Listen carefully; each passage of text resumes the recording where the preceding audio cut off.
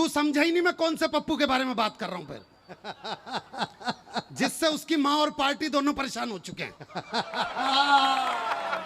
उत्तर प्रदेश का बीच चुनाव के बीच में कांग्रेसियों ने प्रियंका गांधी को लॉन्च किया और कहा प्रियंका हमारा तुरुफ का इक्का है। तो मैंने कहा अब तक क्यों जोकर से खेल रहे थे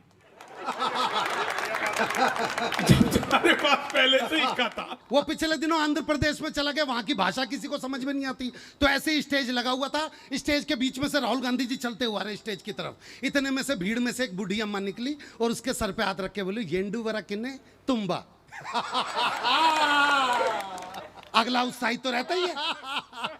अगला स्टेज पे आके बोला बस बस बस बस बस, अब की बार कांग्रेस को आने से कोई नहीं रोक सकता। एक बूढ़ी अम्मा ने मेरे सर पे हाथ रख के बोला है येंडू वरकिने तुम्बा। तो नीचे से एक आदमी बोल भैया ये तेरे से कह रही है बेटा तुमसे नहीं हो पाएगा। एक आदमी मिला बोला यार ये मोदी जब से आया देश 500 साल पीछे चला गया। मैंने कहा योगी को आने दे, त्रेता युग में ले जाएगा। हालांकि मैं तो दिल्ली से आया हूं भाई साहब, मैं तो ट्रेन में से आ रहा था। ट्रेन में आ रहे हैं भाई साहब हम सुभाष जी। तो ट्रेन में एक बंदा मेरे सामने बैठा था। मैंने उससे पूछा भैया आप कहाँ जा रहे हो? कह रहे भैया मैं तो मथुरा जा रहा हूँ। मैं कहा मथुरा में रहते हो? कह रहा हाँ। फिर उसने पूछा आप कहाँ से आ रहे हो? मैंने बोला जी मैं दिल्ली से हूँ। भाई साहब ये कहते ही मुझे एक टक घूरने लग गया। फिर मैंने बोला देख भाई मैंने अकेले ने वोट नहीं दी थी उसको। अच्छा मोदी जी कमाल के नेता हैं, अद्भुत नेता। दुनिया में मैंने ऐसे नेता नहीं देखे। अभी सर 2000 का नोट बंद हुआ रसिक जी 2000 का नोट बंद हुआ ना सर, पहली बार मेरे भी भाग्य खुले। पड़ोस की भाभी जी जो 10 साल हो गए शादी किए हुए आए हुए, एक दिन भी बात नहीं की। जिस दिन 2000 का नोट बंद हुआ उसके 2 दिन बाद उनकी फोन आया और बोली कि भाई साहब 10 बजे ड्यूटी चले जाते हैं, आप 10:30 बजे बिना किसी को बताए घर आ जाना, आपसे मुझे कुछ जरूरी काम करवाना है। मैंने कहा आज तो किस्मत खुल गई। सर मैं 10:30 बजे पहुंचा, सच में भाई साहब चले गए थे, ऑफिस कोई नहीं था। मैंने कहा भाभी जी बताइए क्या जरूरी काम करवाना है? बोली कि नहीं रुकिए रुकिए बताती हूँ। वो कमरे के अंदर गई और सर 2-2 हजार के 20 नोट लेकर के आई और बोली इसे छुट्टे करवा देना, भाई साहब को नहीं बताना। तो भाभी जी जो कमाल किया ना उन्होंने, आप लोग जो आनंद ले रहे हैं। मैंने पिछले दिनों मोदी जी से पूछा, मैंने कहा मोदी जी आपकी नीयत क्या है? मोदी जी बोले मेरी नीयत पाक साफ है।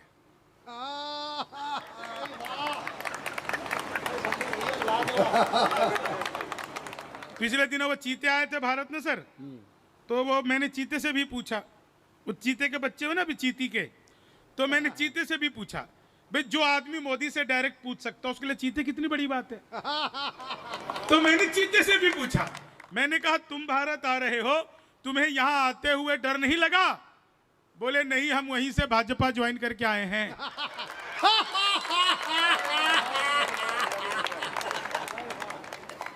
एक आदमी मिला बोला यार ये मोदी जब से आया देश 500 साल पीछे चला गया। मैंने कहा योगी को आने दे, त्रेता युग में ले जाएगा। देश अपना हंसी खुशी से चल रहा है रसिक जी, देश हंसी खुशी से चल रहा है। राहुल जी बोलते हैं हंसी आती है, मोदी जी बोलते हैं खुशी होती है। देश हंसी खुशी से चल रहा है, देश अपना अद्भुत है। आप सबको याद होगा उत्तर प्रदेश के आप लोग हैं, उत्तर प्रदेश का बीच चुनाव के बीच में कांग्रेसियों ने प्रियंका गांधी को लॉन्च किया और कहा प्रियंका हमारा तुरुफ का इक्का है। तो मैंने कहा अब तक क्यों जोकर से खेल रहे थे तुम्हारे पास पहले से इक्का था। तो अब देखिए आदरणीय सरदार जी का भी आशीर्वाद मिल रहा है। देश के बड़े कवि हैं हमारे बीच में आदरणीय मंजीत सिंह जी, और वो अपने आप को बहुत सीधे सरल बना करके रखते हैं। जब आप उनको सुनेंगे तो आप सबको आनंद आएगा। वो हंसी बांटते हैं, खुशी बांटते हैं। मैं 4 लाइनें आपको सुनाता हूं, आप सबके दिलों तक पहुंचेगा, आनंद आ जाएगा। और ये सच बता रहा हूं मैं आपको, सर मोदी जी इतने अद्भुत आदमी है, अद्भुत आदमी है जिसका कोई हिसाब किताब नहीं है। मेरे हिंदी के अध्यापक ने पूछा कि माल्यार्पण किसे कहते हैं, और अगर बात आप लोगों तक पहुंच जाए तो एक एक व्यक्ति का फिर आशीर्वाद चाहूंगा। रसिक जी, जी हिंदी के अध्यापक ने पूछा कि माल्यार्पण किसे कहते हैं। मैंने कहा जब सरकार हमारी सारी संपत्ति इकट्ठा करके मालिया को अर्पित कर दे तो उसे माल्यार्पण कहते हैं। तो देखो सरकार तो हमारी ऐसी चल रही है, अभी आराम से दिन चल रहे हैं। बहुत ही बढ़िया, रसिक जी बहुत बढ़िया कवि हैं। कवि सम्मेलन से पहले 7 बजे आ गए थे, 2 घंटे तक लगातार फोन पे बात करते रहे। मैंने पूछा रसिक जी किससे बात कर रहे हो? बोले पत्नी से। मैंने कहा 2 घंटे? बोले अपनी थोड़ी है। अच्छा इनकी तो है सच बता रहा है भी नहीं अब तो बेचारे। एकदम 4 लाइन सुनिए, आनंद लीजिएगा इन 4 लाइनों का। आप लोग को इतना 4 लाइनों में मजा आ जाएगा, आनंद की प्राप्ति हो जाएगी 4 लाइनों में। सर मैं पिछले दिनों दुबई गया, सुभाष सर दुबई गया, मैं मेरे साथ में रसिक गुप्ता जी, हम दोनों दुबई गए। तो मैंने एक अद्भुत दृश्य देखा। 3 लोग चाय पी रहे थे, एक अमेरिका का, एक दुबई का और एक उत्तर प्रदेश का। अब आप कहोगे कि उत्तर प्रदेश का है, कैसे पता लगा? चाय पीने के बाद अमेरिका के कप आदमी ने कप को हवा में उछाल दिया, जेब से रिवॉल्वर निकाली और उड़ा दिया धाएं। बोले ये तुमने क्या किया? बोले हम अमेरिका वाले जिस कप में एक बार चाय पी लेते हैं उसमें दोबारा चाय नहीं पीते। इतना सुनना था कि दुबई वाले ने सोफा ही उछाल दिया, रिवॉल्वर निकाली और उड़ा दिया धाएं। बोले ये तुमने क्या किया? बोले हम दुबई वाले जिस सोफे पर बैठकर एक बार चाय पी लेते हैं उसमें फिर कभी दोबारा चाय नहीं पीते। अब सर वो उत्तर प्रदेश का, उसने रिवॉल्वर निकाली और एक अमेरिका वाले को धाएं, एक दुबई वाले को धाएं। तो मैंने पूछा तुमने क्या किया? बोले हम उत्तर प्रदेश वाले जिसके साथ बैठकर एक बार चाय पी लेते हैं फिर उसके साथ फिर कभी दोबारा चाय नहीं पीते हैं। ये जो भीतर की मस्ती आप लोगों की है, 4 लाइन सुनिएगा। मैंने अखबार में विज्ञापन देखा, घर बैठे मिठाई मंगवाइए। मैंने कहा पिज़्ज़ा बर्गर तो खूब मंगाया, मिठाई कैसे मंगवाएंगे? तो मैंने अखबार में दिए हुए नंबर पर कॉल किया, उधर से कंप्यूटर है, रिकॉर्डेड आवाज़ आने लग गई। बोले जी नमस्कार, अग्रवाल स्वीट कॉर्नर में आपका हार्दिक स्वागत है। मिठाई लेने के लिए 1 दबाइए, चाट पापड़ी के लिए 2 दबाइए, गजक नमकीन के लिए 3 दबाइए, गोलगप्पों के लिए 4 दबाइए। मुझे मिठाई चाहिए थी, मैंने 1 दबा दिया। लड्डू लेने के लिए 1 दबाइए, बर्फी लेने के लिए 2 दबाइए, जलेबी लेने के लिए 3 दबाइए, रसगुल्ले के लिए 4। मुझे लड्डू चाहिए था, मैंने फिर 1 दबा दिया। बेसन के लड्डू लेने के लिए 1 दबाइए, मोतीचूर के लड्डू लेने के लिए 2 दबाइए, गोंद के लड्डू लेने के लिए 3, तिल के लड्डू के लिए 4। मुझे बेसन का चाहिए था, मैंने फिर 1 दबा दिया। 1 किलो लेने के लिए 1 दबाइए, 2 किलो लेने के लिए 2 दबाइए, 3 किलो लेने के लिए 3, 100 किलो के लिए 4। 1 दबाना था, गलती से 4 दब गया। मैंने वही किया जो आप लोग करते, तुरंत ही फोन काट दिया। 1 मिनट बाद कॉल बैक आ गई। बोले जी नमस्कार, हम अग्रवाल स्वीट कॉर्नर से बोल रहे हैं, आपके यहाँ से 100 किलो बेसन के लड्डू का ऑर्डर आया है, मिठाई किस पते पर भिजवानी है? मैंने कहा अरे तो फंस गए। लेकिन सर बिहारी आदमी फंसता नहीं है, बिल्कुल भी नहीं फंसता है। मैं सच बता रहा हूं आपको, फंसाता भी नहीं है, बीच का रास्ता निकालता है। बोले जी जल्दी बताइए, आपके यहाँ से 100 किलो बेसन के लड्डू का ऑर्डर आया है, मिठाई किस पते पर भिजवानी है? मैंने कहा देखो भाई ये फोन किसने किया मुझे तो पता ही नहीं। घर में हम 9 भाई हैं, सबसे बड़े वाले से बात करने के लिए 1 दबाइए, उससे छोटे से बात करने के लिए 2 दबाइए, उससे छोटे से बात करने के लिए 3 दबाइए, और जब तक असली वाला ना मिल जाए तब तक दबाते जाइए, दबाते जाइए, दबाते जाइए, दबाते जाइए। आप लोग जोरदार तालियां बजाइए। क्या बढ़िया सुन रहे हैं सर, छोटे छोटे बच्चे भी कविता सुन रहे हैं, तालियां बजा रहे हैं। इन बच्चों को देखिए, जय। इन छोटे छोटे बच्चों को देखिए सर, सुभाष बाबू मैं शर्त लगा के कह सकता हूं इतनी छोटे छोटे बच्चे ये लॉकडाउन की पैदाइश है। सर हम सबको काम मिला हुआ था वर्क फ्रॉम होम, तो 2 गज की दूरी का उल्लंघन करते हुए हमने जो भारत की जनसंख्या में विशाल वृद्धि की, उसी का परिणाम है कि आज हम विश्व में नंबर 1 हैं। हमें साफ देखो ना, भारत क्या है, पूरी दुनिया में नंबर 1 है आबादी में, जबकि सबसे ज्यादा संस्कारी, सबसे ज्यादा शर्मीले, सबसे ज्यादा धार्मिक हम ही लोग हैं। आप सोचो हम संस्कारी और शर्मीले नहीं होते तो हम कितने होते? 4 लाइन सुनाता हूँ, 4 लाइन सुनिएगा, बहुत अच्छा। बस 5 मिनट आप लोगों के बीच में और रहूंगा और रसिक गुप्ता जी को काव्य पाठ के लिए बुलाऊंगा। रसिक गुप्ता जी वो कवि भी हैं और जादूगर भी है, दोनों ही काम अद्भुत हैं। सचमुच में जादूगर है, मजाक नहीं कर रहा मैं आपको। ये मतलब अभी आपको कविता सुना रहे हैं ना, आपको लग रहा है कविता सुना रहे हो, कविता थोड़ी सुना रहे हैं, जादू दिखा रहे हैं। मैं आपको 4 लाइन सुनाता हूँ। आप लोगों में से कितने लोग रील्स बनाते हैं? 2-4 देखते तो सब हो, है ना, सभी हो, बुड्ढे बुड्ढे भी लगे रहते हैं। आजकल तो सर हमारे यहाँ शादियों का सीजन चल रहा है बहुत तेजी से, बिहार में बहुत शादियां हो रही है। शादी इतनी ज़्यादा हो रही है साहब कि मैं सच बता रहा हूँ। वो हमारे 90 साल के एक ताऊ, वो बोले कि बेटा मैं भी शादी करूँगा। मैं ताऊ 90 साल में किससे करोगे? बोले तेरी ताई से कर लूँगा। मैं तुम्हें ऐसा क्या हो गया कि तुम्हें 90 साल में शादी करने की पड़ेगी? बोले कुछ नहीं, वो मंडप पे जब पंडित जी कहेंगे लड़का को बुलाओ तो फील जो आएगा लड़का होने का बस उसी को फील करने के लिए शादी करना चाहता हूं। आदमी ऐसे फील करता है। 4 लाइन सुनना, आपको सुनाता हूं रसिक जी, वो रील्स बनाने वालों की।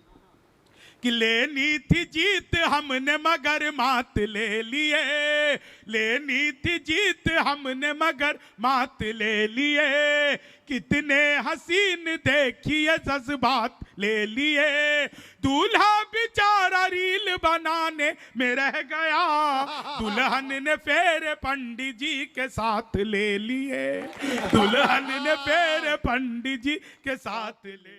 कि आपके लिए चंद कतरे लहू के लाया हूं जी, मुरझा गया हूं पर फूल खुशबू के लाया हूं, और आप लोगों को तालियां बजानी ही होगी।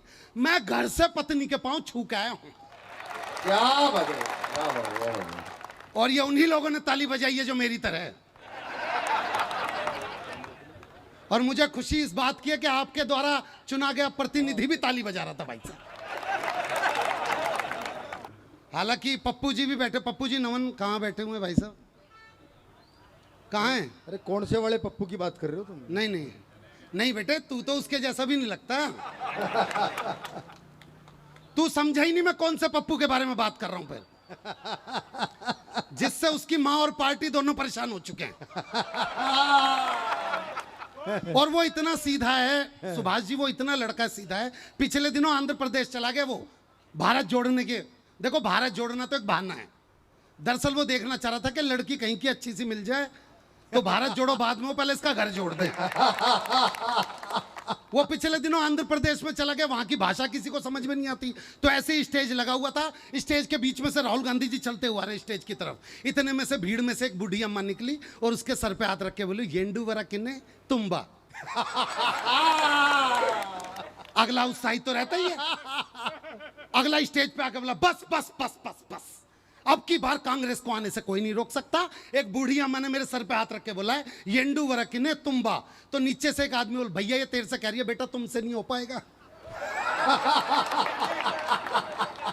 समझ रहे, हालात यहीं पे ही अटके पड़े हैं। हालांकि देखो शंभू भाई हमेशा मेरे से कहते हैं, विनोद भाई मंच पे कुछ ऐसा पढ़ो कि एक जगह पे आप रुक भी जाओ तो आगे की पंक्तियां सामने वाले बैठे हुए आदमी पूरी कर दें, तो वो आपकी कविता की ताकत है। क्या आप एक जगह पे रुक जाओ तो बाकी की पंक्तियां सामने बैठो। सुभाष जी, मैं सच में आप सबके बीच में, ये बच्चे जो बैठे हुए हैं, ये वाले बच्चे, ये भी पूरी कर देंगे। मैं एक ऐसा कवि, आप मुझे पहली बार सुन रहे हैं, मफत लाल जी ने मुझे बुलाया। हालांकि सुभाष जी का जब मेरे पास फोन आया, सुभाष जी ने मेरे को फोन पे बोला, हेलो विनोद। मैंने बोला हाँ, मुफ्त का प्रोग्राम करेगा?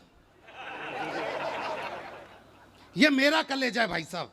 मैं आया, लेकिन जब मैंने देखा कि यहाँ पे शंभू भैया भी आए हुए हैं, तो मुझे लगा चलो भाई मैं अकेला मुफ्त में नहीं आया। ये हालात है।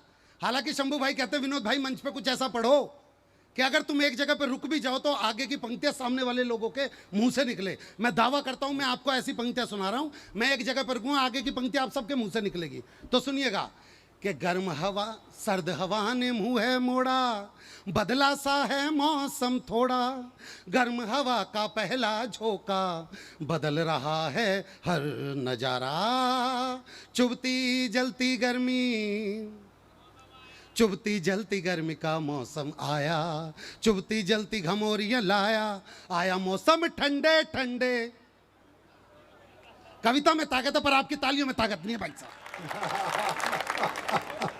लेकिन ऐसी बात ही नहीं, मैं सच में ऐसी 4 पंक्तियां सुना सकता हूं कि भाई साहब मैं आपको 3 पंक्तियों पर रख दूंगा, चौथी पंक्ति आप सबके मुंह से निकले, और अगर बात आप तक पहुंच जाए तो आपकी तालियां मिले। हालांकि अभी तक पीछे जो लोग बैठे हुए हैं वो बिल्कुल अभी इस मानसिकता में नहीं बैठे, वो एक कवि सम्मेलन में है। मैं आपको एक बात बतला दूं भाई साहब कि सावन में जिस पेड़ पे घोंसला हो जाता है, पतझड़ में वही पेड़ खोखला हो जाता है, और हाथ पे हाथ रख के बैठने वालों, आपकी तालियों से किसी का हौसला हो जाता है। वाह वाह वाह वाह वाह वाह वाह वाह, क्या बात है। और मैं यहीं से भाई साहब, मैं सच में ऐसी 4 पंक्तियां सुना रहा हूं। हालांकि मैं तो दिल्ली से आया हूं भाई साहब, मैं तो ट्रेन में से आ रहा था, ट्रेन में आ रहे हैं भाई साहब हम सुभाष जी। तो ट्रेन में एक बंदा मेरे सामने बैठा था, मैंने उससे पूछा, भैया आप कहाँ जा रहे हो? कह रहे भैया मैं तो मथुरा जा रहा हूँ। मैं कहा मथुरा में रहते हो? कह रहा हाँ। फिर उसने पूछा आप कहाँ से आ रहे हो? मैंने बोला जी मैं दिल्ली से हूँ। भाई साहब ये कहते ही मुझे एक टक घूरने लग गया। फिर मैंने बोला देख भाई, मैंने अकेले ने वोट नहीं दी थी उसको। बहुमत मिला है तो सीएम बना है वो। अब दिल्ली की राजनीति को दिमाग में रखना, मैं आपको 4 पंक्तियां दे रहा हूं भाई साहब। चौथी पंक्ति आप सबके मुंह से निकलेगी और अगर चौथी पंक्ति समझ जाओ तो तालियों से अभिवादन कर दीजिएगा भाई साहब। गरीब बच्चा, मैं तो दिल्ली का आया हुआ। हाँ, मफत लाल जी पैसों की बात कर रहे हैं। मैं 4 पंक्तियां कर लेता हूँ। दिल्ली के सारे गरीब हैं, उन्हें बिजली फ्री देनी पड़ती है जी, पानी बिल्कुल। फ्री देना पड़ता है, बसों में यात्रा फ्री है। मैं भाई साहब देखो, मैं एक छोटी सी बात बतला दूं दिल्ली आपको। के सारे ही गरीब हैं। मैं बतला दूं कि हमारे संग दिक्कत क्या है। मैं 4 पंक्तियों में आपको बतला रहा हूं, चौथी पंक्ति आप सबके मुंह से। बस दिल्ली की राजनीति को दिमाग में रखना कि दिल्ली में एक लड़की ने दूसरी लड़की से पूछा कि तू जिस लड़के से प्यार करती थी तूने छोड़ क्यों दिया। देखो, प्यार के नाम पे जो लड़के की स्माइल निकली है हरे टी शर्ट वाले की, और ये वो चेहरा है जिसे कम से कम 9 लड़कियों ने रिजेक्ट कर दिया होगा। ये वो चेहरा है जिसके घर वाले कह रहे हैं भाई आप बेटी दो, कार तो हम आपको दे देंगे। तो दिल्ली की एक लड़की ने दूसरी लड़की से पूछा भाई तू जिस लड़के से प्यार करती थी तूने छोड़ क्यों दिया। तो लड़की ने जो कारण बताया वो 4 पंक्तियों में सुनना साहब। लड़की ने बोला कि कर्जे में उसका एक एक बाल निकला, कर्जे में उसका एक एक बाल निकला, कहां का धनी था वो तो कंगाल निकला, और मैं ही थी जो मोदी की तरह गरजती रही, वो तो खांसने वाला केजरीवाल निकला। तालियां अभी भी नहीं है भाई साहब आपकी, तालियां अभी भी नहीं आ रही। देखिए मैं बतला दूं, ये वाइट बेटा एक बार खड़े हो जाओ आप। सुभाष जी ये आपके घर के ही हैं बच्चे। ये बच्चा अभी पानी की बोतलें बांट रहा था, आपने देखा भाई साहब। बेटा वैसे एक छोटी सी बात बतला दूं, हमारी दिल्ली में एक बंदे ने 1 बोतल पे 1 बोतल फ्री बांटी थी। वो इस वक्त जेल में है बेटा। तिहाड़ में तू थोड़ा देख के बोतलें बांटा कर, क्योंकि ईडी का भरोसा नहीं है, उनको सिर्फ बोतल सुनाई देगा। तू पानी बांट रहा है, क्या बांट रहा है, ये नहीं, इस बात से कोई मतलब नहीं। और नई प्रधानी में है, दिक्कत में आ जाएगी भाई साहब, बात समझिए। बहुत अच्छी, बैठ जा बेटा बस। इतना आज्ञाकारी बच्चा है, मुझे इस बात की खुशी ज्यादा है भाई साहब।